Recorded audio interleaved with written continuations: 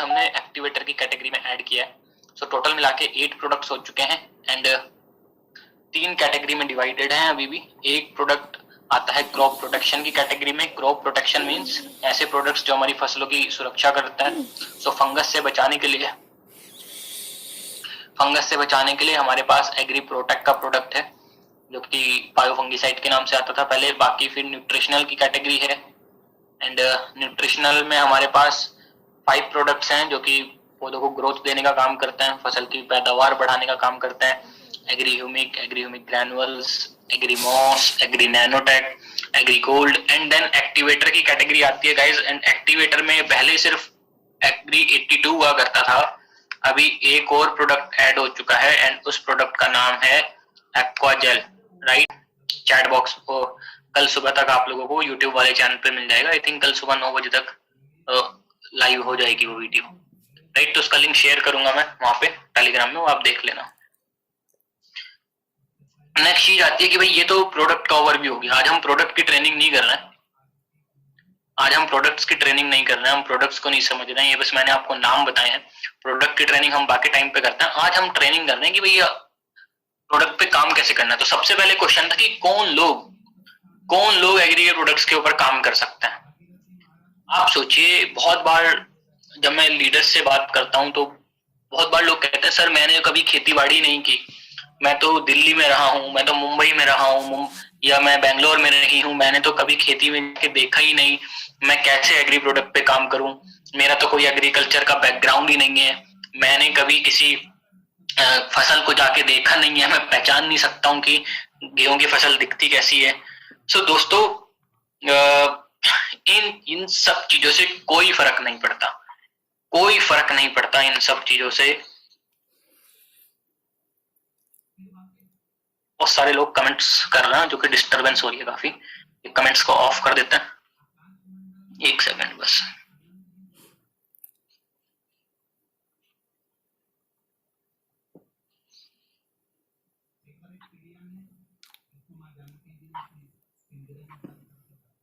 ठीक है, प्रेमचंद जी कह रहे हैं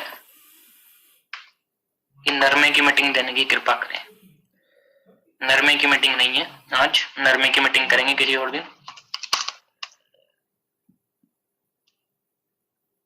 बहुत बार लोग बोलते हैं कि सर हमारा खेती बाड़ी का बैकग्राउंड नहीं है, हमारा कोई किसान नहीं है, हम एग्री प्रोडक्ट्स पे कैसे काम करें। सो दोस्तों मैं आपको सच बताऊं तो इस चीज से कोई भी फर्क नहीं पड़ता।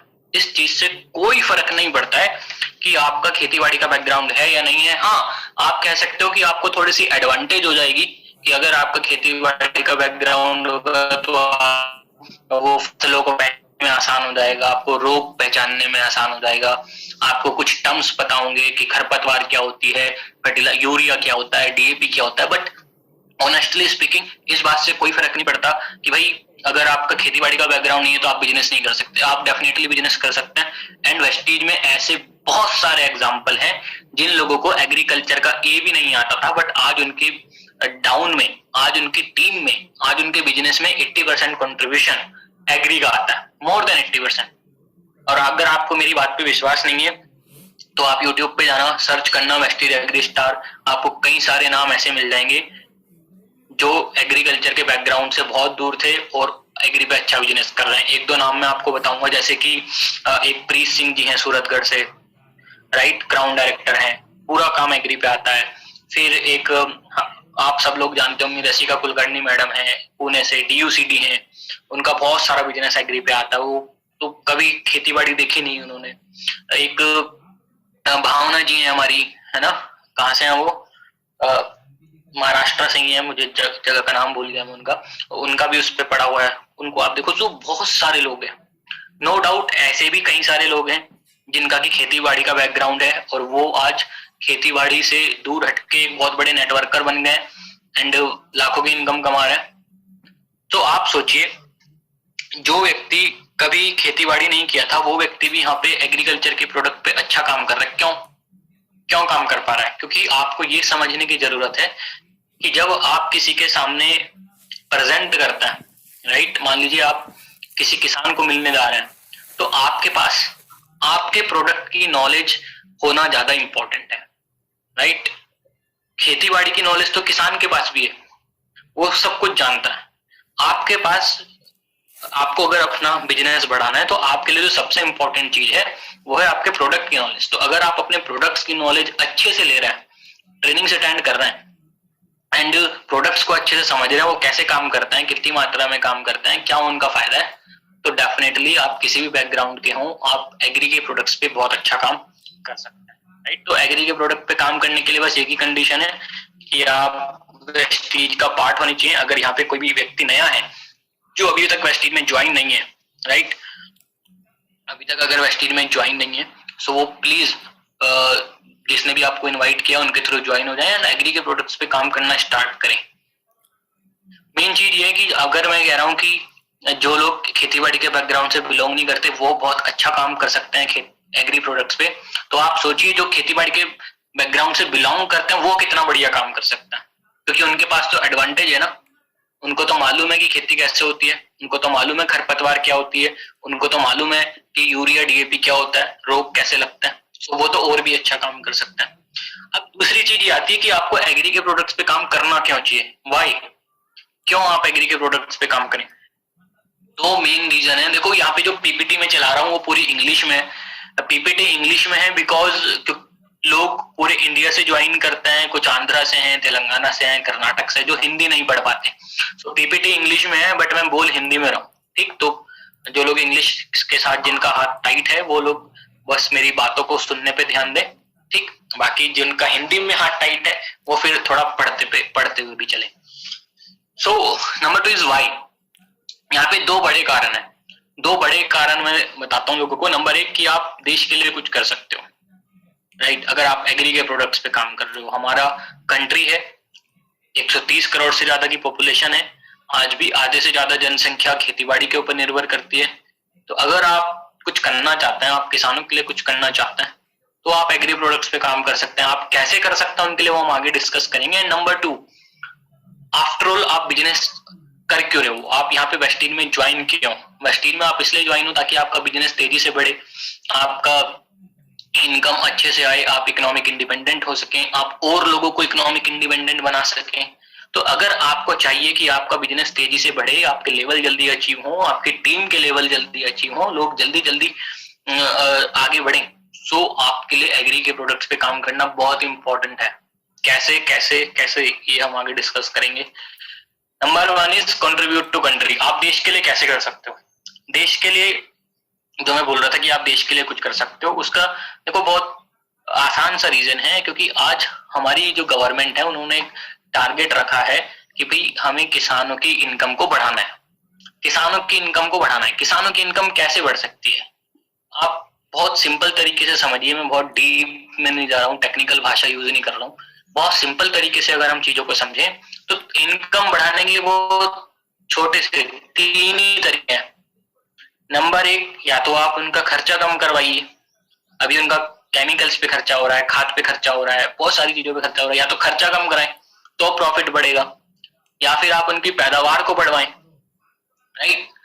या फिर नंबर 3 कि अभी उनको खेती बाड़ी से तो इनकम आ ही रही थी, आप कुछ ऐसा करें जहां से उनको एडिशनल सोर्स ऑफ इनकम आए, जहां से अभी खेती बाड़ी से तो इनकम आ रही थी, अभी कहीं और से भी इनकम आने लग जाए उनको। तो 3 ही तरीके हैं, खर्चा कम किया जा सकता है, पैदावार बढ़ाई जा सकती है, या फिर एडिशनल सोर्स ऑफ इनकम दी जा सकती है।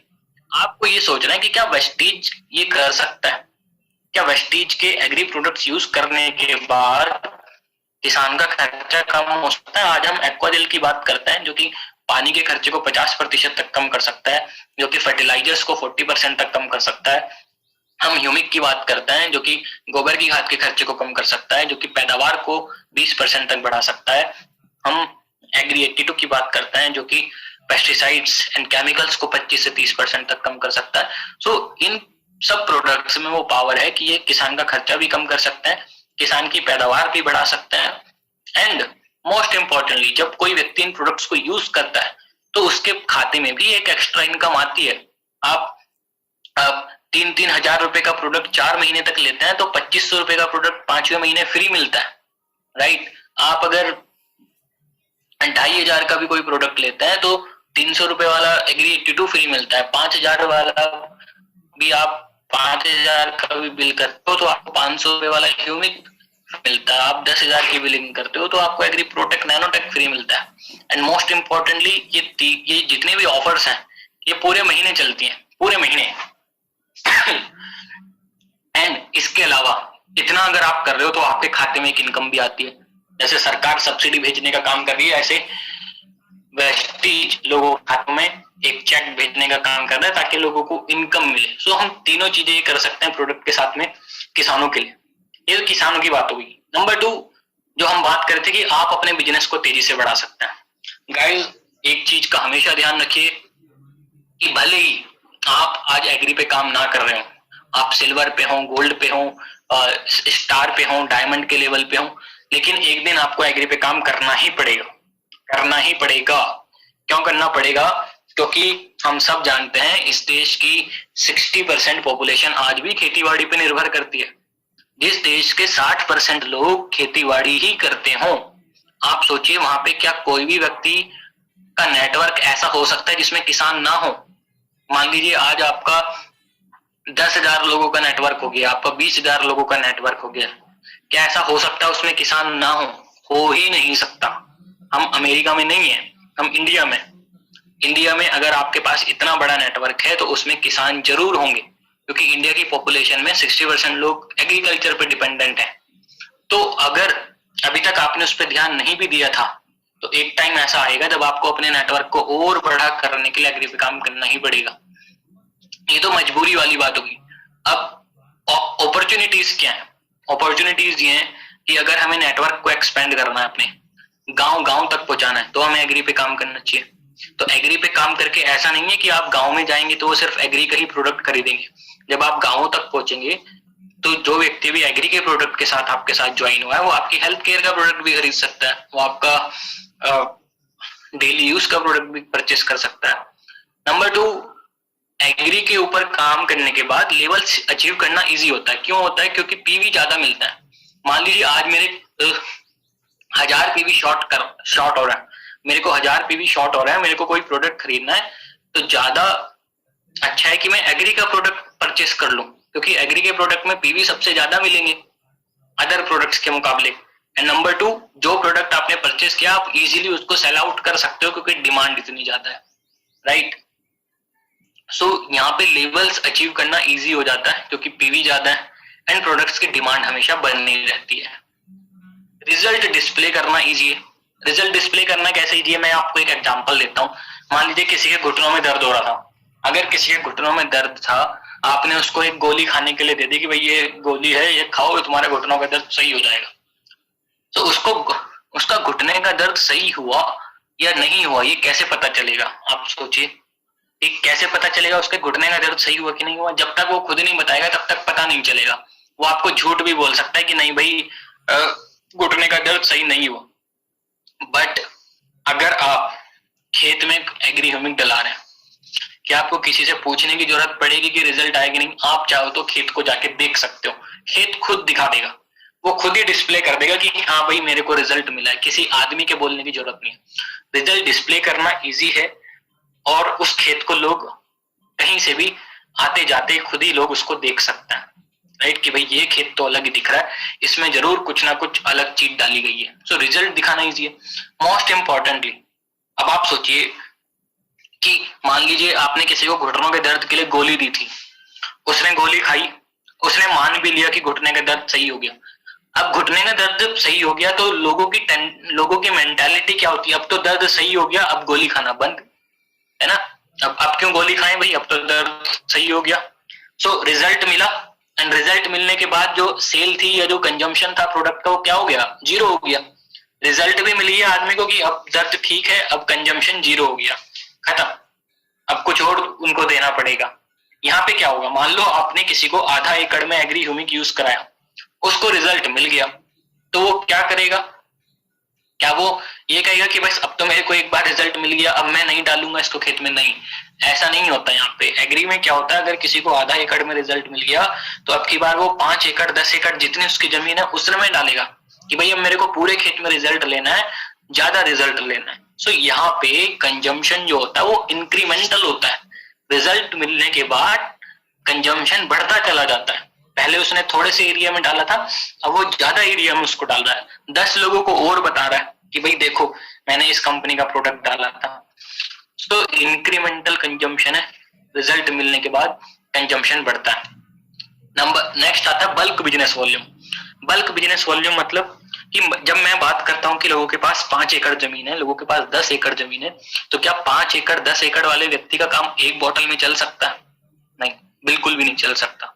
सो ये एक ऐसी कैटेगरी है जो कि आपको बल्क बिजनेस वॉल्यूम दे सकती है। यहाँ पे ऐसे ऐसे लोग हैं जिनकी एक ही घर में 6-6, 7-7 कंसिस्टेंसी चल रही होती है। क्यों? क्योंकि उनकी जमीन इतनी ज्यादा है कि उनको उतना प्रोडक्ट चाहिए, राइट। सो यहाँ पे बल्क बिजनेस वॉल्यूम आप निकाल सकते हो। डिमांड बहुत ज्यादा है, होल्डिंग किसी को नहीं करनी पड़ेगी, वो उसको सेल आउट कर सकता है। बट मैं सिर्फ बल्क बिजनेस की बात नहीं कर रहा हूँ। बल्क बिजनेस वॉल्यूम आपको बहुत सारी कैटेगरी से मिल सकता है, आप किसी भी कैटेगरी से बल्क निकाल सकते हो। बल्क मीन्स क्या? लोग खरीद के रख लेते हैं, राइट। मैं खरीद के रखने वाली बात नहीं कर रहा हूँ गाइस, मैं बात कर रहा हूँ कि आपके पास एक ऐसी कैटेगरी होनी चाहिए जो बल्क परचेसिंग तो कर ही दे, लेकिन साथ में रीपरचेस भी अवेलेबल कराए। मतलब ऐसा नहीं कि आपने प्रोडक्ट खरीदा बल्क में और फिर वो आपके घर में इकट्ठा हो गया, आप उसको सेल आउट नहीं कर पा रहे हैं। एग्री की कैटेगरी ऐसी है जो बल्क भी देती है एंड रीपरचेस भी देती है। क्यों? क्योंकि लगातार फसल होती रहती है, हर 3 महीने में फसल चेंज हो जाती है, लोगों का क्रॉप चेंज हो जाता है, उनको वापस जरूरत पड़ती है। सो रीपरचेस कंटिन्यूअसली आती रहती है, ये एक ऐसी कैटेगरी है। सो ये चीज का हमेशा ध्यान रखें कि एग्री एक ऐसी कैटेगरी है जो आपको बल्क परचेसिंग प्लस रीपरचेसिंग दोनों देती है, दोनों, राइट। इसलिए एग्री सबसे ज्यादा इंपॉर्टेंट है। और जितने भी लोग आज बड़े बड़े लेवल्स पे बैठे हैं उनके बिजनेस में से एक बहुत बड़ा रोल एग्री प्ले करता है। एंड मैं आपको लोगों की बात नहीं करता हूँ, मैं आपको मैं कंपनी का रिप्रेजेंटेटिव हूँ, आपको कंपनी की बात बताता हूँ। हम लोगों ने एग्री का प्रोडक्ट फर्स्ट टाइम कब लॉन्च किया था? 2008 में। आप में से बहुत सारे लोग तब नहीं होंगे। 2008 में एग्री 82 आया था, 2012 में एग्री ह्यूमिक आया था, तब 2017 में बाकी 4 प्रोडक्ट्स आए थे, फिर 2018 में ह्यूमिक ग्रैनुअल आया था एंड 2021 में एग्री एक्वाजेल आया। तो आप सोचिए बहुत पहले हम लोगों ने शुरुआत की थी। आज वेस्टीज में 17 कैटेगरी है, 17। कभी एग्री की कैटेगरी बहुत नीचे आती थी, आज एग्री की कैटेगरी टॉप में आती है, टॉप में। अगर हम बिजनेस की बात करें सो वेस्टीज के अंदर भी आज एग्री की कैटेगरी टॉप में आती है। लोग जो बिजनेस करते हैं उसमें एग्री को प्रायोरिटी पे रखते हैं, राइट। सो जो भी लोग अभी भी एग्री पे कहीं ना कहीं लैक कर रहे हैं, राइट, कहीं ना कहीं शायद सोच रहे हैं कि मैं काम नहीं कर पाऊंगा या मैं काम कैसे करूंगा, अब अगला जो टॉपिक है वो उनके लिए। हमने ये बात कर ली कि एग्री का प्रोडक्ट पे हम काम कर सकते हैं कि नहीं कर सकते, हमने ये बात कर ली हमें काम करना क्यों चाहिए। अब बात करनी है हमें काम करना कैसे है ना, हम शुरू कैसे करें, हम काम कैसे करें, तो इस पे बात करते हैं। सबसे पहली चीज टीम डेवलपमेंट। देखिए वेस्टीज का बिजनेस टीम का बिजनेस है। यहाँ पे तभी आपको सफलता मिलती है जब टीम आपकी सही हो। तो अगर आपको एग्री पे काम करना है तो सबसे पहले आपकी टीम सही होनी चाहिए, आपको पता होना चाहिए कि आपको किन लोगों के साथ काम करना है, राइट। अब आप समझिए कि 2 ऑप्शन हो, 2 चीजें, 2 रास्ते हैं। हो सकता है जो लोग मेरे को सुन रहे हैं उनमें से कुछ लोग ऐसे हो जिसने कभी खेती बाड़ी ना की हो, और हो सकता है कुछ लोग ऐसे हो जो कि ऑलरेडी किसान हैं, खेती बाड़ी करता है ना। 2 प्रकार के लोग यहाँ पे हो सकते हैं, जो खेती बाड़ी करने वाले हैं, खेती बाड़ी से जुड़े हुए हैं, कहने का मतलब है। एंड नंबर 2 कुछ लोग ऐसे हैं जो कि कभी खेती बाड़ी नहीं किए। सो जो लोग खेती बाड़ी करते हैं उन लोगों के लिए तो चीजें आसान है, उनको सिर्फ क्या करना है, उनको प्रोडक्ट समझना है, राइट। उनको प्रोडक्ट समझना है कि ह्यूमिक क्या होता है, गोल्ड क्या होता है, 82 क्या होता है, नैनोटेक क्या होता है, ये सारी चीजें समझनी है। एंड इनको अपने आसपास जो भी उनके खेती बाड़ी वाले लोग हैं उनको प्रमोट करना है। सबसे पहले तो खुद यूज करके देखना है क्योंकि वो खुद किसान है।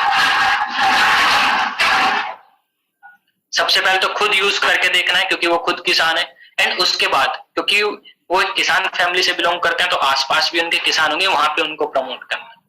लेकिन आप में से जो लोग एग्रीकल्चर से बिलोंग नहीं करते हैं वो क्या करेंगे, वो कैसे करेंगे, उनको सबसे पहले अपनी टीम में आइडेंटिफाई करना पड़ेगा कि कितने लोग खेतीबाड़ी वाले हैं, कितने लोग खेतीबाड़ी के सेक्टर से जुड़े हुए हैं।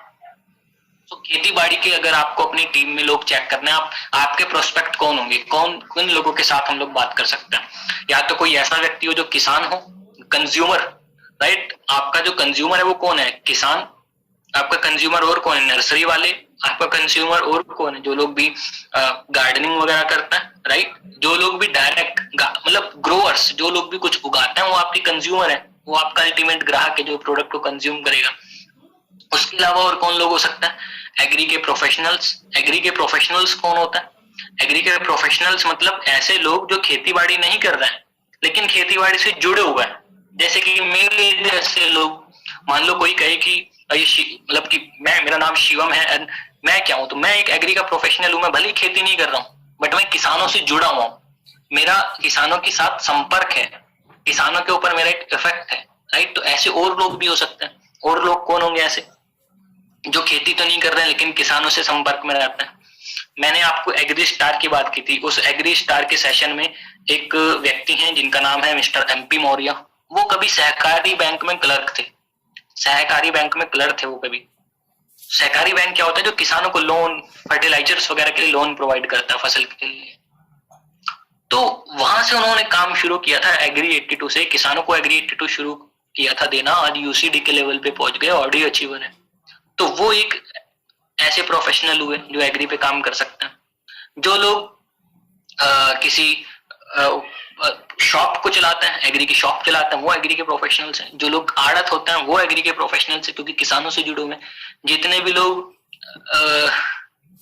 एग्रीकल्चर के स्टूडेंट्स हैं वो भी सब किसानों के साथ जुड़ सकते हैं, राइट। जितने भी लोग किसी कंपनी में सेल्स ऑफिसर हैं, जो किसी कंपनी का प्रोडक्ट प्रमोट करते हैं, वो सब आपके प्रोस्पेक्ट हैं। तो जितने लोग एग्री के सेक्टर में जुड़े हुए हैं वो सब आपके प्रोस्पेक्ट हैं। आप उन सबको संपर्क कर सकते हो। आपको उनको अपनी टीम में आइडेंटिफाई भी करना है।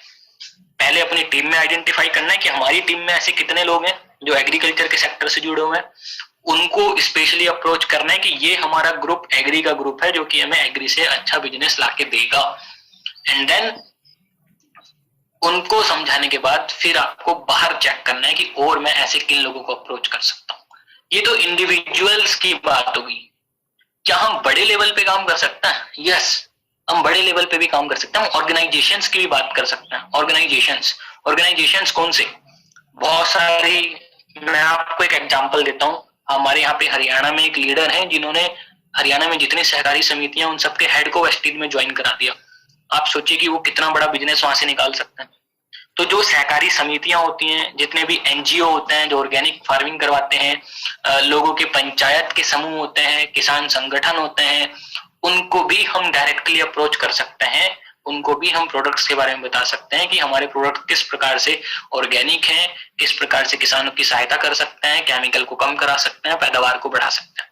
सो हमारे लिए जब हम प्रोस्पेक्ट, हमारे प्रोस्पेक्ट कौन होंगे? हमारे प्रोस्पेक्ट ग्रोवर्स होंगे। ग्रोवर्स मीन्स जो आपका कुछ भी चीजें उगा रहे हैं।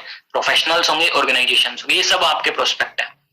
सबसे पहले हमें इनको अपनी टीम में आइडेंटिफाई करना है कि हमारी टीम में ऐसे कितने लोग हैं। उनका एक अलग से व्हाट्सएप ग्रुप बनाओ, राइट। अलग से एक व्हाट्सएप ग्रुप बनाओ कि हमारा, मान लो मेरी टीम का नाम है टीम शिवम, है ना, टीम शिवम एग्री ग्रुप। तो टीम शिवम का एग्री ग्रुप एक अलग होना चाहिए कि ये लोग स्पेशली हमारा एग्री के ऊपर अच्छा काम करके दे सकते हैं, राइट। आपका टारगेट होना चाहिए कि हर व्यक्ति उनमें से लोगों को एग्री स्टार बनाना है। एग्री स्टार बनने का क्राइटेरिया क्या है? एग्री स्टार बनने का क्राइटेरिया है कि आपको क्राउन एंड अबव होना चाहिए, आपके पास 1 लाख प्लस का चेक होना चाहिए और आपका बिजनेस कम से कम 30 से 40% एग्री से आना चाहिए, राइट। सो उन लोगों को टारगेट दो, उनका ग्रुप बनाओ। उसके अलावा जब आप फ्यूचर डेवलपमेंट के लिए देखते हो, बाहर देखते हो, तो बाहर आप कैसे देखोगे? उसके लिए आप सोशल मीडिया का यूज करो, उसके लिए आप फेसबुक का यूज करो, टेलीग्राम का यूज करो, यूट्यूब का यूज करो। जितने आपके रिजल्ट आते हैं उन सबको यूट्यूब पे डालो ताकि आपकी चीजें ज्यादा से ज्यादा लोगों तक पहुंचे और ज्यादा से ज्यादा लोग आपको अप्रोच कर सकें। बहुत बार हम लोगों को देखते हैं कि उनके पास बहुत बढ़िया बढ़िया एग्री का रिजल्ट है लेकिन वो शेयर ही नहीं करते हैं, कभी वीडियो ही नहीं बनाते हैं, राइट। तो हमेशा इस चीजों पे ध्यान दें कि प्रोस्पेक्टिंग बहुत इंपॉर्टेंट है गाइज। अगर आप प्रोस्पेक्टिंग ठीक से नहीं कर पाएंगे, लोगों से नए नए प्रोस्पेक्ट नहीं ढूंढ पाएंगे, तो आप सबको मालूम है प्रोस्पेक्ट से कंज्यूमर बनाने का जो परसेंटेज है वो बहुत कम है। अगर आप 100 लोगों को प्रोस्पेक्ट बनाओगे तो हो सकता है उसमें से 3 आपके कंज्यूमर बने। अगर आप 1000 लोगों को प्रोस्पेक्ट बनाओगे तो हो सकता है उसमें से 30 तो आपके बनेंगे कंज्यूमर। तो प्रोस्पेक्टिंग आपको बढ़ानी है, ज्यादा लोगों तक पहुंचना है। नेक्स्ट, ये प्रोस्पेक्ट को अप्रोच कैसे करना है, हमें पता तो चल गया कौन हमारे प्रोस्पेक्ट नंबर 3 को अप्रोच कैसे करना है। तो हमेशा ध्यान रखें जब आप किसी किसान से बात कर रहे हैं, किसी भी व्यक्ति से बात कर रहे हैं, चाहे वो एग्री का प्रोफेशनल है, कोई भी व्यक्ति है, आपको पता होना चाहिए कि जब आप किसी को अप्रोच करते हैं तो आपको अपने को इंट्रोड्यूस कैसे करना है, राइट। मैं आपको एक एग्जांपल देता हूँ। हमारी एक ग्राउंड डायरेक्टर है गाजियाबाद से, वो कल ही एक गांव में गई थी, कल की बात है। और जब वो गांव में गई तो कहने लगी कि सर मेरे को वहां पे कैसे इंट्रोड्यूस करना है खुद को ना, लेडीज हैं, जेंट्स भी नहीं, एंड कभी खेती बाड़ी नहीं की उन्होंने, फर्स्ट टाइम जा रही थी किसानों से मिलने, और 100 किसान थे उनके सामने, बट कि कैसे इंट्रोड्यूस करना। तो इंट्रोड्यूस करने का तरीका होना चाहिए। वहां पे आपको एकदम से किसानों के सामने ये बोलने की जरूरत नहीं है कि भाई हम कोई बिजनेस करने आए हैं, ऐसा कुछ भी बोलने की जरूरत नहीं है। आपको सीधा यही इंट्रोड्यूस करना होता है कि मैं शिवम सिंघल और मैं फला गांव से बिलोंग करता हूँ या फला शहर से बिलोंग करता हूँ और एक ऐसे ऑर्गेनाइजेशन से जुड़ा हुआ हूँ जो कि किसानों की खेती से केमिकल को कम करवाने के लिए और किसानों की इनकम को बढ़ाने के लिए काम कर रहा है। That's it. इतना भी इंट्रोडक्शन दिया आपने तो काफी है। सो इंट्रोडक्शन देना बहुत इंपॉर्टेंट है। उसके बाद जब आप उनको अप्रोच करते हैं तो वहां पे ये चीज समझना बहुत इंपॉर्टेंट है कि उनकी नीड क्या है, उनकी जरूरत क्या है। मान लीजिए आप किसी किसान को अप्रोच कर रहे हैं तो किसान के सामने ये समझने की जरूरत है कि वो कौन सी फसल कर रहा है। मान लो आम की फसल करते थे तो आम की फसल में अभी क्या चल रहा है, उनको किस प्रोडक्ट की जरूरत है। तो आपको उनकी प्रॉब्लम आइडेंटिफाई करनी है, आपको उनको नीड आइडेंटिफाई करना है। हमेशा ध्यान रखें कि कभी भी प्रोडक्ट नहीं बिकता है, सॉल्यूशन बिकता है ना। प्रोडक्ट नहीं बिकता है, क्या बिकता है, सॉल्यूशन। ये चीज हमेशा ध्यान रखें, प्रोडक्ट नहीं बिकता है, सॉल्यूशन बिकता है। तो आपको प्रोडक्ट नहीं बेचना है गाइस, आपको सॉल्यूशन बेचना है, आपको सॉल्यूशन दे के आना है लोगों को। अगर हम कह रहे हैं कि एग्री के स्टूडेंट आपके प्रोस्पेक्ट हैं तो इसका मतलब ये नहीं है कि एग्री के स्टूडेंट को आप एग्री प्रोडक्ट प्रेजेंट करोगे, एग्री के स्टूडेंट को आप करियर प्रेजेंट करोगे। जो व्यक्ति एग्रीकल्चर की पढ़ाई कर रहा है उसका रिक्वायरमेंट क्या है, उसका रिक्वायरमेंट है करियर, तो आप उसको करियर रिप्रेजेंट करोगे। जो व्यक्ति खेती कर रहा है उसको उसकी रिक्वायरमेंट क्या है कि उसकी फसल बढ़िया हो, तो उसको आप प्रोडक्ट प्रेजेंट करोगे। जो व्यक्ति एग्रीकल्चर की शॉप चला रहा है उसकी रिक्वायरमेंट है बिजनेस, तो आप उसको बिजनेस रिप्रेजेंट करोगे कि मार्जिन कितना है, प्रॉफिट कितना है और क्या क्या फायदे हैं, राइट। सो हमेशा ध्यान रखें कि हमें सॉल्यूशन प्रोवाइड करना है, हमें प्रोडक्ट प्रोवाइड नहीं करना है। प्रोडक्ट सेकेंडरी है, मेन चीज है सॉल्यूशन। तो सॉल्यूशन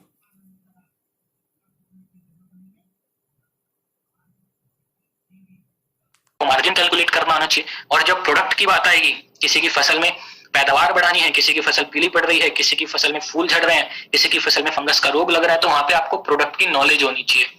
तो तीनों ही चीजें बहुत इंपॉर्टेंट है कि हमारे पास प्रोडक्ट की नॉलेज हो ताकि हम लोगों को समस्या के अकॉर्डिंग सॉल्यूशन दे सकें, हमारे पास बिजनेस प्लान की नॉलेज हो ताकि हम किसी को करियर का ऑप्शन दे सकें, हमारे पास ऑफर्स की नॉलेज हो ताकि हम किसी को मार्जिन और प्रॉफिट दिखा सकें, राइट। तो याद रखें ट्रेनिंग इज वेरी इंपॉर्टेंट, बहुत इंपॉर्टेंट, ट्रेनिंग बहुत इंपॉर्टेंट रोल प्ले करती है ट्रेनिंग। अब देखो लोगों के सामने जब हम लोगों को कुछ अप्रोच करते हैं तो कुछ कॉमन क्वेरीज आती हैं। कॉमन क्वेरीज क्या हो सकती है, जैसे कि कोई आपसे पूछ सकता है कि भाई आपके जो प्रोडक्ट है वो किसान का खर्चा कैसे कम करता है, आपके प्रोडक्ट डालने के बाद मेरी पैदावार कितनी बढ़ेगी, और कि मेरे को एक आपका सैंपल प्रोडक्ट चाहिए, मेरे को एक सैंपल देके जाओ, राइट। तो कुछ कॉमन क्वेरीज हैं जिनके लिए आपको हमेशा तैयार रहना चाहिए और ये सब चीजों के आंसर आपको पहले से मालूम होने चाहिए। इवन ये क्वेश्चन आपके सामने उठने ही नहीं चाहिए, आप इनको पहले ही आंसर करके चलें। जो लोगों के मन में क्वेश्चन उठ सकता है उनको हम पहले से आंसर कर दें। आपको मालूम होना चाहिए कि भाई हमारा जो प्रोडक्ट है एक्वाजेल है वो किसान एक फर्टिलाइजर को 40% तक कम कर सकता है, पानी को 50% तक कम कर सकता है, 82 है जो केमिकल्स को 25% तक कम कर सकता है, ह्यूमिक है गोबर की खाद को कम करा सकता है, पैदावार को बढ़ा सकता है। सो आपको अपने प्रोडक्ट्स की पूरी इंफॉर्मेशन होनी चाहिए। जब कोई आपको कहता है कि भाई हमें सैंपल प्रोडक्ट चाहिए, तो आपको उनको बताना पड़ेगा कि हमारी कंपनी में सैंपल प्रोडक्ट की चलन नहीं है, क्योंकि जब कोई कंपनी सैंपल देती है तो कहीं ना कहीं उसका पैसा भी ग्राहक से ही वसूल करती है। तो ऐसा कुछ भी नहीं है, हमारे यहाँ पे प्रोडक्ट को सही रेट पे रखा जाता है, इसीलिए सैंपल देने का कोई प्रचलन नहीं है यहाँ पे। और हमेशा ध्यान रखें, सोने का कभी सैंपल नहीं दिया जाता गाइस, सुनार कभी गोल्ड का सैंपल नहीं देता आपको, है ना? क्यों? क्योंकि उसको मालूम है दैट इज गोल्ड, वो गोल्ड है, गोल्ड का कोई सैंपल थोड़ी ना देगा आपको, राइट? सो ये हमेशा ध्यान रखें कि सोने का सैंपल नहीं दिया जाता है, अच्छी चीजों का सैंपल्स नहीं मिलता है। हाँ, ये हो सकता है कि टेस्ट ड्राइव दी जा सकती है। आप BMW खरीदने गए तो आपको कोई ये नहीं कहेगा कि भाई 3-4 दिन के लिए BMW रख लो और फिर मेरे को बताना अच्छी लगी कि नहीं। बट हाँ, वो ये कह सकता है कि चलो मेरे सामने आप एक टेस्ट ड्राइव कर लो, आप ताकि आपको फील आ जाए। तो मान लीजिए जब टेस्ट ड्राइव की बात आती है, क्या ऐसा पॉसिबल है कि हम कुछ ऐसा कर सकें? सो आपके सामने ये ऑप्शन है कि आप किसी को एक स्प्रे करवा के आ सकते हो, आप ह्यूमिक 82 का एक स्प्रे करवा के आ जाओ अपनी आंखों के सामने, राइट? उनको बॉटल देने की जरूरत नहीं है, प्रोडक्ट देने की जरूरत नहीं है, बट आप एक स्प्रे करा के आ सकते हो।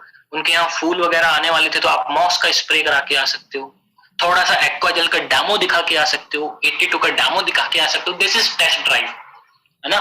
हम उनको सैंपल नहीं दे सकते तो एक फील जरूर करा सकते हैं, तो फील कराने वाला ऑप्शन हमेशा खुला है, वो आप हमेशा कराएं, राइट? ये अगली चीज आती है स्टार्ट विद राइट प्रोडक्ट्स। आप कौन से प्रोडक्ट के साथ स्टार्ट करोगे, किस प्रोडक्ट के साथ आप स्टार्ट करोगे गाइस? तो इसमें भी वापस वही सेम पॉइंट कि आपको आइडेंटिफाई करना है कि व्यक्ति की प्रॉब्लम क्या है। आप किसी व्यक्ति के किसान से मिल रहे हैं जिसके यहाँ पे फूल आने वाले हैं, तो जिसके यहाँ पे फूल आने वाले हैं आपको मालूम होना चाहिए कि वहां पे हमें एग्रीमॉस यूज करवाना है।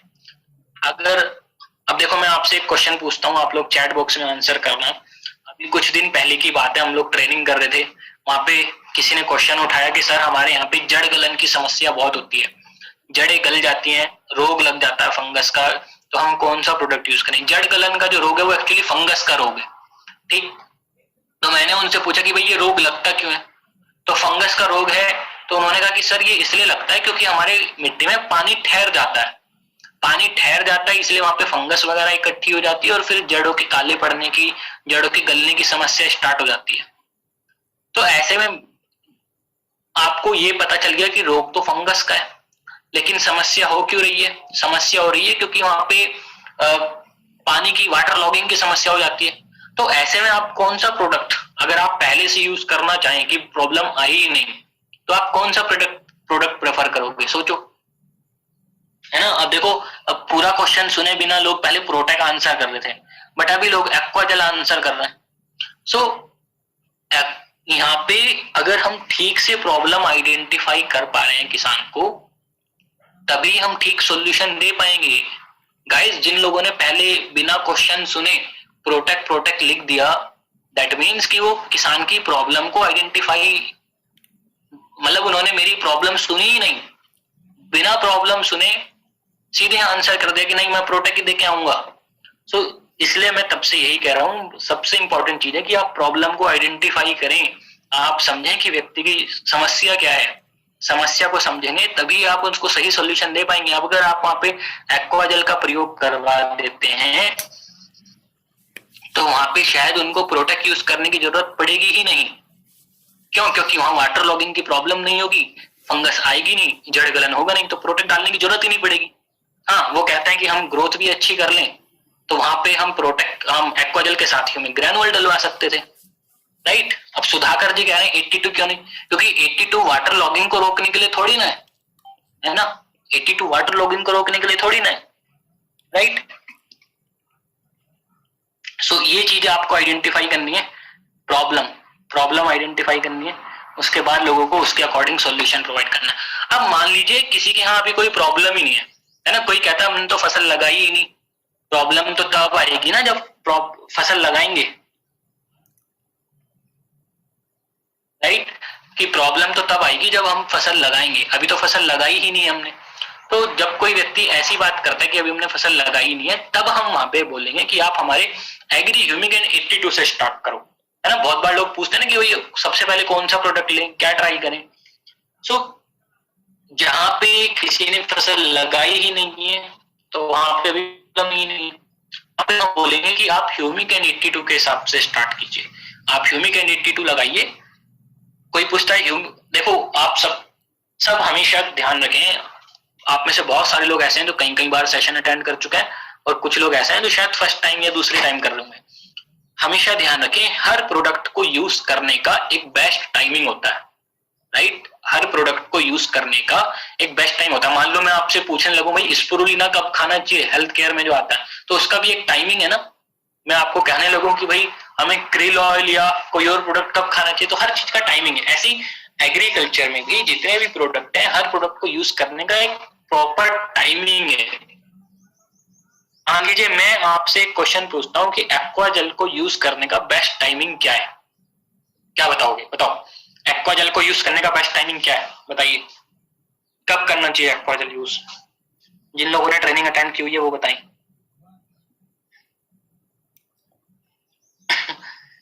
है ना, देखो कई लोगों ने आंसर कर दिया है, बहुत बढ़िया, बहुत अच्छा लगा मेरे को जान के। फील्ड प्रिपरेशन के टाइम, राइट, फील्ड प्रिपरेशन के time that is the best timing. Last जुताई में, है ना, शुरू में ही। सब आप लोगों ने बहुत अच्छे आंसर किए, थैंक्स अ लॉट। ऐसे ही जैसे हमने कहा कि एक्वा जेल को यूज करने का बेस्ट टाइमिंग है शुरू में, ऐसे ही ह्यूमिक को यूज करने के दो बेस्ट टाइमिंग है।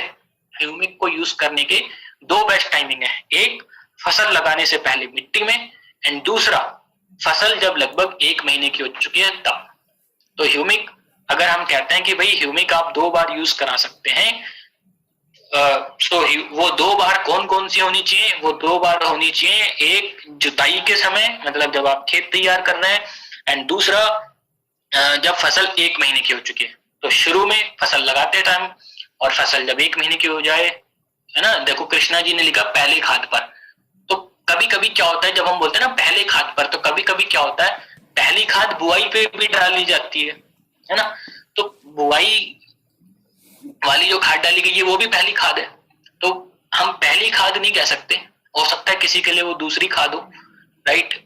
तो हम बोलेंगे फर्स्ट बुआई के समय या बुआई से पहले मिट्टी तैयार करते समय, दूसरा जब फसल 1 महीने की है ना, या फसल पे जब 4 से 6 पत्ती आ चुकी है। ये सबसे सही वर्ड्स हैं। इसके बाद बात आता है, अब ऐसे ही चलो एक और क्वेश्चन, एग्रीमॉस को यूज करने का सबसे सही टाइमिंग क्या है ना। एग्रीमॉस को यूज करने का सबसे सही टाइमिंग क्या है, बताइए। एग्रीमॉस को, है ना, दीपक जी ने लिखा फ्लावरिंग। फ्लावरिंग नहीं लिखना आपको, आपको लिखना है बिफोर फ्लावरिंग गाइस, है ना। देखो रविंदर जी ने सही लिखा फूल आने से पहले, है ना। सो आप फ्लावरिंग नहीं लिख सकते, आपको लिखना पड़ेगा 15 to 20 डेज बिफोर फ्लावरिंग, फूल आने के 15 से 20 दिन पहले, एंड फिर फूल आने के 15 से 20 दिन बाद। सो हमें ये चीजें याद रखनी है कि अगर हम किसी को फर्स्ट टाइम प्रोडक्ट दे रहे हैं तो क्या वहां पे ऐसा टाइम है जो उस प्रोडक्ट को यूज कराने का बेस्ट टाइम है। अगर अब आप सोचो कहीं पे फ्लावरिंग चल रही है तो ऑटोमेटिकली क्लियर हो गया ना कि वहां पे मॉस यूज कराना है। जो व्यक्ति अभी जमीन तैयार कर रहा है उसके लिए आपको क्लियर हो गया कि वहां पे हमें या तो ह्यूमिक यूज करवाना है या फिर हमें एक्वाजेल यूज कराना है, 82 यूज कराना है। सो ये चीजें ध्यान रखें कि जब आप फर्स्ट टाइम किसी को अप्रोच कर रहे हैं तो देखें फसल में चल क्या रहा है। अब इसके बाद आता है प्रोडक्ट्स का ट्रायल। ये वाली चीज मैं ऑलरेडी आपको बता चुका हूँ, राइट। प्रोडक्ट का ट्रायल वाली चीज बता चुका हूँ कि प्रोडक्ट का अगर हमें ट्रायल देना है तो मैंने आपको बोलता ना, आप भले ही BMW उसको घर ले जाने के लिए नहीं दे सकते, बट टेस्ट ड्राइव तो दे सकते हैं। स्क्रीन पॉज हो गई क्या? चलिए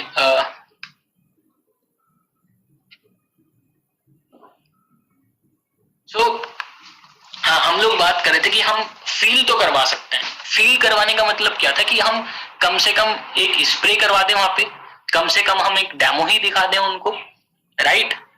भले ही हम सैंपल वाला बॉटल दे के नहीं आ रहे हैं, और वो देना भी नहीं चाहिए। आप फ्री में कैसे दे सकते हो, आप अपने जेब से तो नहीं दे सकते हो। सो हम क्या कर सकते हैं, हम 15 लीटर की टंकी ले सकते हैं। 15 लीटर की टंकी में हम 30 ml ह्यूमिक लें, साथ में 10 ml 82 डालें और उस एरिया को स्प्रे करवा के आ जाए, राइट। उस एरिया को स्प्रे करवा के आ जाए। जिस एरिया में स्प्रे करवाया है वहां पे हम लोग मार्किंग करके आ जाए, राइट, वहां पे मार्किंग करके आ जाए ताकि आपको याद रहे कि आपने कहाँ पे स्प्रे किया था। तो जब आप किसी को फर्स्ट टाइम स्प्रे करवा के आ रहे हो वहां पे ध्यान रखें कुछ चीजों, कुछ बातों का। वो बातें कौन सी हैं कि एक तो जिस टैंक से स्प्रे करा रहे हो वो टैंक को अपनी आंखों के सामने धुलवा लें, राइट। नेक्स्ट कि जिस एरिया में स्प्रे करवा रहे हो उस एरिया को मार्क कर लें ताकि आपको याद रहे। ऐसा ना हो कि आप 10 दिन बाद आए तो आपको याद ही ना हो कि आपने स्प्रे कहाँ कराया था। कभी फर्स्ट टाइम स्प्रे कराते हो तो बेटर है कि वहां पे फोटो क्लिक कर लें जिस एरिया में आपने स्प्रे कराया था। एंड मोस्ट इंपॉर्टेंट कि अगर आप ऐसे फर्स्ट टाइम किसी को स्प्रे करा रहे हो तो रोड के किनारे करवाएं। रोड के किनारे, उससे क्या होगा, या ऐसी एरिया में करवाएं जो रोड से दिख सकता हो, ठीक, क्योंकि आने जाने वाले लोग भी उस रिजल्ट को देख पाएंगे। सो ये चीजें आप हमेशा याद रखें। अब गाइज मैं आपसे एक बहुत इंपॉर्टेंट क्वेश्चन पूछने जा रहा हूं। आज 2021 चल रहा है, राइट, मई 2021। क्या आपको मालूम है कि आज तक के इतिहास में, राइट, आज तक के इतिहास में आज से ज्यादा इंटेलिजेंट कस्टमर कभी भी नहीं हुआ, कभी नहीं हुआ। आज जितना इंटेलिजेंट कस्टमर है आज से पहले इतना इंटेलिजेंट कस्टमर कभी नहीं हुआ इतिहास में। क्यों, ऐसा क्यों बोल रहा हूं मैं? ऐसा मैं इसलिए बोल रहा हूं क्योंकि आज अगर कोई व्यक्ति मोबाइल खरीदने जाता है दुकान पे तो दुकान वाले से नहीं पूछता है कि भैया कौन सा मोबाइल बढ़िया है। वो व्यक्ति बोलता है कि ये वाला फला फला मोबाइल निकाल के दे दो मेरे को, सैमसंग का ये वाला निकाल के दे दो, एमआई का ये वाला निकाल के दे दो। अगर कोई व्यक्ति वॉशिंग मशीन खरीदने जाता है तो लोगों से ये नहीं, दुकान वाले से नहीं पूछता कौन सी वॉशिंग मशीन बढ़िया है, पहले ही तय करके आता है। सो आप सोचिए अमाल, ये तो वॉशिंग मशीन की बात हो गई। जो लोग दुकान पे आटा खरीदने भी जा रहे हैं वो आटा खरीदने के टाइम भी पूछ ही नहीं रहे हैं व्यक्ति से कौन सा आटा बढ़िया है कि जी हमें शक्ति भोग का निकाल के दे दो, हमें आशीर्वाद का निकाल के दे दो। वो व्यक्ति खुद ही बता रहा है, राइट। तो दैट मीन्स कि आज कस्टमर के पास प्रोडक्ट के बारे में सारी इंफॉर्मेशन है, वो पहले ही प्रोडक्ट की जानकारी रख के चल रहा है। दुकानों के ऊपर सेल्समैन होते थे, अभी भी होता है। दुकान के पास जो सेल्समैन पहले होता था वो सेल्समैन पहले क्या करता था कि जब कोई कस्टमर आता था तो उसे डिफरेंट डिफरेंट टाइप के जितने प्रोडक्ट उसके पास है वो सब बताता था, एक्सप्लेन करता था कि ये प्रोडक्ट का ये फीचर है, ये प्रोडक्ट का ये फीचर है, ये प्रोडक्ट का ये फीचर है, और मेरे हिसाब से आप मानो तो ये सबसे बढ़िया है, ये आप ले लीजिए। ये सब चीजें होती थी। बट आज तो व्यक्ति सेल्समैन से पूछ ही नहीं रहा है, उसको तो सब कुछ पहले से ही मालूम है। तो फिर सेल्समैन का रोल क्या रह गया गाइस, मेरे को बताओ। जो आदमी सेल्स में है उसका रोल क्या रह गया है? अगर वो प्रोडक्ट की नॉलेज नहीं दे रहा है, प्रोडक्ट की नॉलेज आदमी के पास पहले से, कस्टमर के पास पहले से, तो फिर जो व्यक्ति सेल्स में है वो करेगा क्या, क्या बताएगा, उसका रोल क्या है? बताओ मेरे को, क्या रोल है उसका? जो व्यक्ति प्रोडक्ट तो क्या कर रहा है, कस्टमर जो है वो तो ऑलरेडी सोच के आया है कि मेरे को ये प्रोडक्ट लेना है, उसको मालूम है मेरे को ह्यूमिक लेना है कि गोल्ड लेना है कि मॉस लेना है। तो उसने सोच रखा है मेरे को वर्लपूल की लेनी है फ्रिज या कैलविनेटर लेना है कि सैमसंग लेना है। कस्टमर ने सोच लिया है मेरे को कौन सा प्रोडक्ट चाहिए, वो दुकान पे जाएगा, प्रोडक्ट खरीद लेगा। तो फिर सेल्समैन क्या करेगा वहां खड़े होके, बताओ? अविनाश जी कह रहे हैं बस उसको सामान उठा के दे देगा और पैसे ले लेगा। Very good. तो उसके लिए क्या हमें पढ़े लिखे लोगों की जरूरत पड़ेगी? क्या उसके लिए हमें कोई एमबीए वाले लोगों की जरूरत पड़ेगी? नहीं, उसको तो अनपढ़ आदमी भी कर लेगा। सो गाइस हमेशा ध्यान रखें, सबसे इंपॉर्टेंट चीज आज के टाइम में मालूम क्या हो गई है? ये आज के टाइम में सबसे इंपॉर्टेंट चीज है। दिख रही है स्क्रीन पे क्या है? आई होप स्क्रीन दिख रही होगी। सबसे इंपॉर्टेंट चीज क्या है आज के टाइम में? स्क्रीन दिख रही है कि नहीं? अरे क्या बात कर रहे हो, स्क्रीन कैसे नहीं दिख रही है? क्या है सबसे इंपॉर्टेंट? सबसे इंपॉर्टेंट क्या है गाइस? सबसे इंपॉर्टेंट है फॉलो अप। फॉलो अप सबसे इंपॉर्टेंट है, फॉलो अप। एक बार तो कस्टमर ने प्रोडक्ट खरीद लिया, वो पता नहीं कहां से पूछ के आया था, क्या सोच के आया था, डोंट नो, बट क्या वो दोबारा आपके पास रिटर्न करके आएगा? क्या वो दोबारा आपके पास संपर्क करेगा? क्या आप की रीपरचेस होगी या नहीं होगी? वो सब चीजें डिपेंड करती हैं फॉलो अप के ऊपर। सो जब आप किसी को प्रोडक्ट दे रहे हो, क्या आपने उसको पूछा एक हफ्ते के बाद, सर हमारा प्रोडक्ट कैसा काम कर रहा है, आपको रिजल्ट मिला कि नहीं मिला? प्रदीप जी, यस, मैंने मैसेज बंद कर रखे हैं, 800 लोग हैं मीटिंग में, सब एक दूसरे को मैसेज करते रहेंगे तो सबको डिस्टरबेंस होगा, इसलिए सबके मैसेज बंद है। जो भी आपके मैसेज आ रहे हैं सिर्फ मेरे को आ रहे हैं, है ना? आप बहुत देर से यही क्वेश्चन कर रहे हो। सो आज के टाइम में जो सबसे इंपॉर्टेंट चीज हुई है, आप सोचिए कि आपने प्रोडक्ट कोई खरीदा और आपको कोई दुकान से फोन करके पूछे कि सर आप मोबाइल खरीद के ले गए थे हमारा, क्या मोबाइल सब ठीक चल रहा है, कोई दिक्कत तो नहीं आई? अगर इतना काम कोई कर दे आपको कितना अच्छा लगेगा? आप कितनी बार गांवों में किसानों के पास जाते हैं, किसान मालूम कैसे बोलते हैं, वो कहते हैं सर ऐसे तो बहुत कंपनी वाले आए हमारे पास, डेली आते हैं, डेली कोई ना कोई कुछ ना कुछ प्रोडक्ट लेके आता है, बट वेस्टीज के लोग ऐसा हैं जो प्रोडक्ट देने के बाद ये पूछते भी हैं कि रिजल्ट आ रहा है कि नहीं आ रहा है, जो ये पूछते हैं कि आपको कोई समस्या तो नहीं आ रही है। तो हमेशा ध्यान रखें, सबसे इंपॉर्टेंट चीज जो है वो फॉलो अप है। आपको सिर्फ प्रोडक्ट नहीं देना है, आपको वहां पे पता भी करना है कि उनके यहाँ पे रिजल्ट आया है कि नहीं आया है, आया है तो कैसा आया है। अगर रिजल्ट आया है तो सर अब आप आगे आपको ये करना है, ये भी बताना है, आगे ये समस्या आ सकती है, उससे बचने के लिए आप ये वाला प्रोडक्ट डालिए। रिजल्ट नहीं आया है तो क्यों नहीं आया है, उसको ठीक करने के लिए आपको उसको सॉल्यूशन देना है। सो हमेशा ध्यान रखें गाइज, सबसे इंपॉर्टेंट चीज है फॉलो अप। जिस व्यक्ति के साथ आप रेगुलर फॉलो अप कर लेंगे, और ये सिर्फ एग्रीकल्चर की बात नहीं है, ये सारी कैटेगरी की बात है, ये आपके बिजनेस की बात है। आप लोग जहां फॉलो अप को ब्रेक कर देंगे, आपका जो बिजनेस है वो वहीं डाउन हो जाएगा। आप एक बार बिजनेस निकाल सकते हैं, बट रीपरचेस कराने के लिए, बिजनेस को कंटिन्यूटी देने के लिए फॉलो अप सबसे इंपॉर्टेंट है। वही सबसे इंपॉर्टेंट स्टेप है सेल्स प्रोसेस का। सेल्स प्रोसेस में 8 स्टेप होता है, सबसे कम खर्चा होता है फॉलो अप के ऊपर, लेकिन यही स्टेप सबसे इंपॉर्टेंट स्टेप होता है। इसके ऊपर सबसे ज्यादा दिमाग लगाया जाता है, सबसे ज्यादा एनर्जी लगाई जाती है, राइट? सो फॉलो अप पे हमेशा ध्यान दें। जिन लोगों को आपने बताया है, प्रोडक्ट दिया है, उन लोगों से पूछें रिजल्ट आ रहा है कि नहीं, उनको मैसेज करें, व्हाट्सएप करें, कॉल करें कि सर और क्या दिक्कत है, आगे आपको ये करना है, आगे फिर उसके बाद वो करना है। जो लोग आपके साथ कंटिन्यूसली टच में है, फिर उनको बिजनेस अपॉर्चुनिटी प्रेजेंट करनी है कि अब आप यहाँ से पैसा भी कमा सकते हैं, आप चाहे तो 10 लोगों को और बता सकते हैं।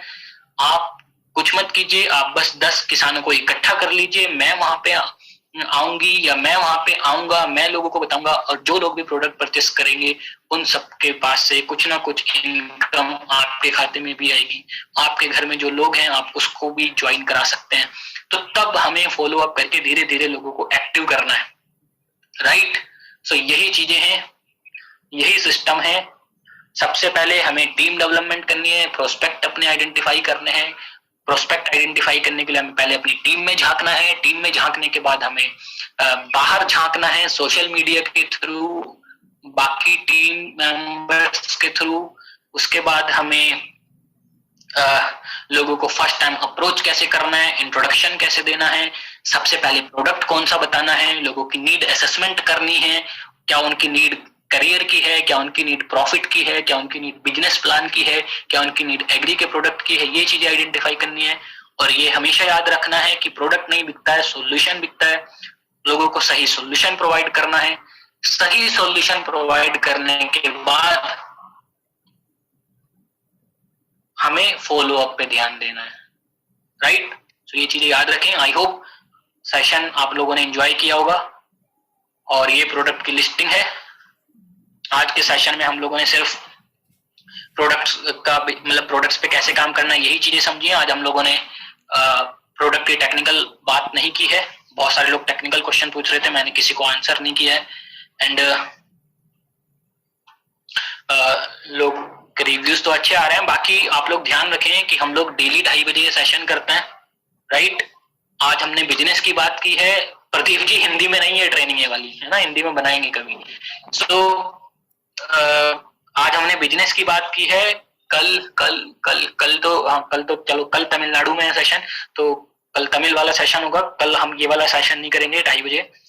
और कल एक, हाँ, कुमार कुलविजय सर की टीम में भी एक सेशन है, उन्होंने स्पेशल सेशन रखा है अपना, तो जो उनकी टीम के लोग हैं वो वहां ज्वाइन कर सकते हैं। उसमें हम पूरी चीजें कवर करेंगे। उसमें हम बिजनेस भी कवर करेंगे आज वाला, उसमें हम फिर प्रोडक्ट का टेक्निकल भी कवर करेंगे, फसल भी कवर करेंगे, है ना, वो कंप्लीट पैकेज वाली ट्रेनिंग है कल कुलविजय सर की ट्रेनिंग में। बाकी परसों परसों हम